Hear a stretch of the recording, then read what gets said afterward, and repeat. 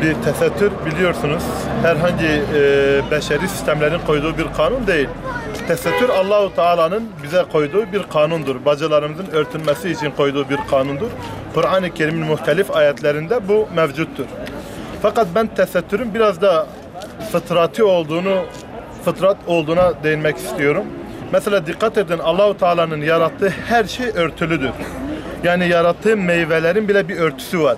Mesela muza baktığımız zaman muzun örtüsü üzerindedir. O muzun örtüsünü yani elbisesini çıkardığımız zaman oraya bıraktığımız zaman 2 gün içinde bu yani bozulur.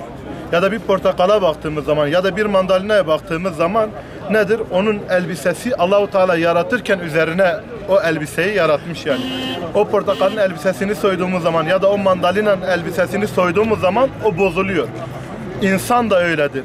Üzerindeki elbiseyi çıkardığı zaman bozuluyor. Zaten şeytan ilk insan olan Hazreti Adem ve Havva'yı cennetten elbiselerini soyarak çıkarmıştı. Allahu Teala diyor ki ey Ademoğulları, şeytan üzerinizdeki elbiseyi soyarak sizi de kandırmasın diyor. Şimdi küfür bugün onun için örtüye saldırıyor. Çünkü onlar şeytanın köleleridir.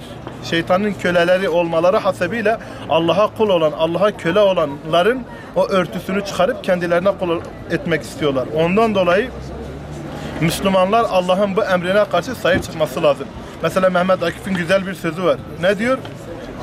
Medeniyet dediğiniz aşmaksa bedeni, hayvanların bedeni daha medeni. Yani dolayısıyla bugün Müslümanlar örtüleriyle izzet bulur, Müslümanlar örtüleriyle şeref bulur, Müslümanların örtüleri hayalarıdır, namuslarıdır. Hani birileri mesela yazıyor, namus toplumsal felakettir. Bunu aslında örtüye laf atarak söylüyor. Onlar acaba namus toplumsal felakettir derken namussuzluğu mu bu topluma öneriyorlar? Bunu da iyi düşünmek lazım. Çünkü onlar belki namussuzluğun müptelası, sevdalısı olabilir.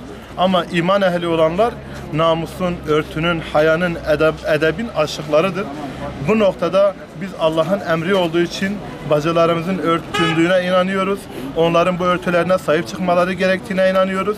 Çünkü örtü imandır, örtü şereftir, örtü namustur, örtü hayadır ve bir kadını kadın eden temel unsurdur.